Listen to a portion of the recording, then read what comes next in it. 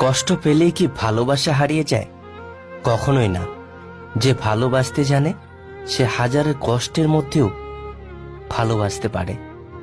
Block করে দিলেই কিংবা কথা না বললেই সত্যিকারের ভালোবাসা শেষ হয়ে যায় না। মন তাকেই ভালোবাসার জন্য পাগল হয় যে অবহেলা করে বারবার কাঁদায়।